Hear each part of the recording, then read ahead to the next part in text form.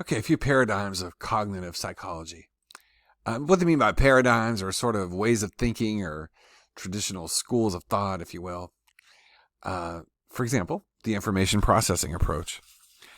And this sort of taps into that computer metaphor, and a very good example is purported mechanism by Atkinson and Shiffrin.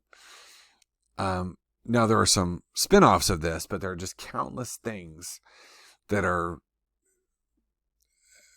roughly analogous to information processing like a computer. Another is the connectionist approach.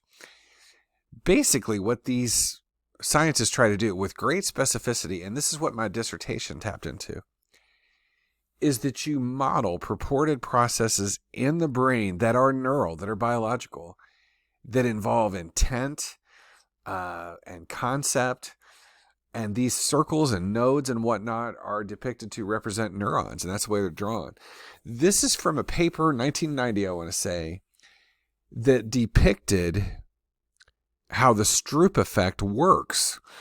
And so when the participant is confronted with the task, he or she has to decide whether they're naming the color of the font or reading the word. And then they're presented with something that's in red or green ink, and the word says red or green, and they ultimately arrive at a response. But one presupposition of this is that the word reading pathways, if you will, the neural relations are much stronger, and you have to overcome those, etc. And I won't bore you with the details, but this is what my dissertation did, over 20 years ago now. And I actually used a complex processing language, a computer software program that did this. And this is software that was developed in roughly 98 or 96, and it was really kind of rudimentary compared to what exists today. But it's still out there. It's called PDP++. Very difficult. It was one of the hardest dissertations. I was very proud of myself for getting myself through that. But it was a connectionist endeavor. That this is not just a metaphor, but what my dissertation did is actually mathematically modeled a process similar to Stroop. So it was really involved. This is what connectionists do, and they do it with great sophistication. You may have seen of another way of phrasing it, neural modeling, etc. Really, really involved stuff. Very esoteric, very difficult to get into. And I was just scratching the surface, and I was kind of blown away by it. But that's what connectionists do, is that they model mental processes and mimic outputs or mimic mental processes by numerical results that look like human results. So anyway, I want to read this if you'll just indulge me 1 second. The fundamental premise of connectionism is that individual neurons do not transmit by large amounts of symbolic information. They compute by being appropriately connected to other things.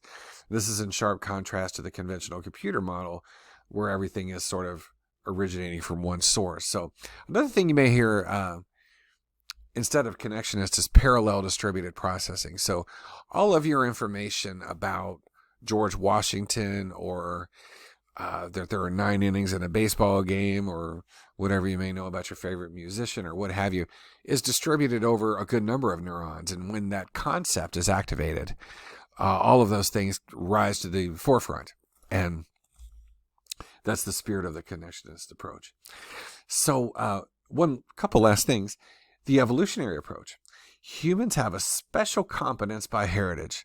It's a part of a nativist assumption. Of course, evolution 15, 18 years ago was returned to the point of controversy, the idea being that our opposable thumbs and our eyelashes and our white blood cells and all the things that keep us alive evolved over eons. Even our hairless appearance, relatively speaking, it evolved over eons. And that is in conflict with a creationist model that we have only been around for about 6,000 years. Now, I want to tread very lightly and not insult anyone that has a different viewpoint, because I think we do, even in the sciences, have tolerance for the supernatural. Can I give you an example? Easter Sunday is coming up on March 31st, 2024. What is purported to have happened on Easter Sunday, almost exactly 2,000 years ago, was supernatural. And we do not impugn those that happen to believe those things. And in my humble opinion, nobody asked me, but I think we should extend that same courtesy to creationists. But for some reason, we don't.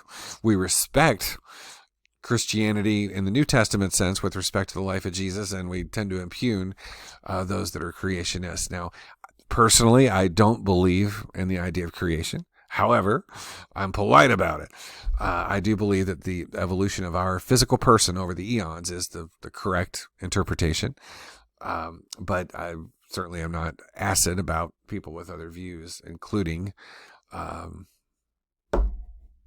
design. I can't think of it. That is embarrassing.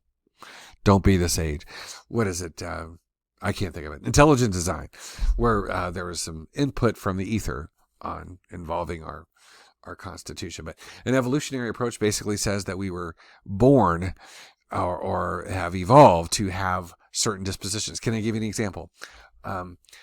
Our brains, this is a true story, have actually shrunk over the eons and fairly recently in the last 10,000 years. Now, why is that? Well, the suggestion is that, let's say 10,000 years ago, when we were living hand to mouth, killing what we could eat, etc., that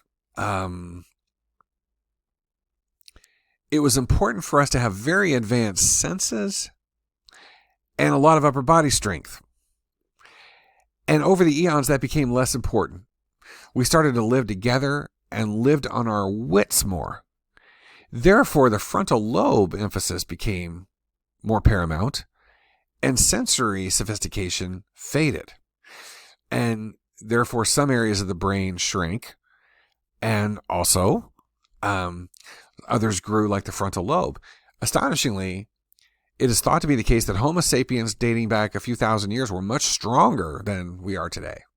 That's not just owing to eating too many Pringles, but it's what was emphasized over the eons that predicted who would reproduce.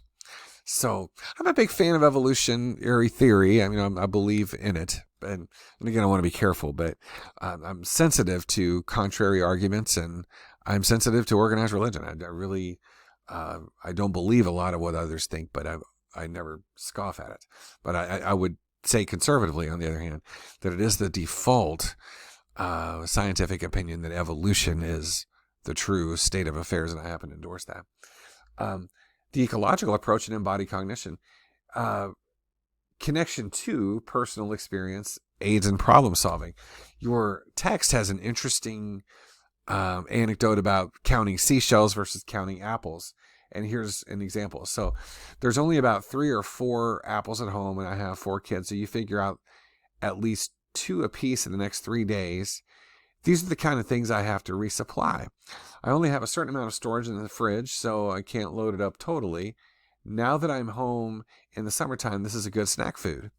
And I like an apple sometimes at lunch when I come home. So this is what we might describe as an ecological approach to problem solving. I'm relating to something that's practical and real.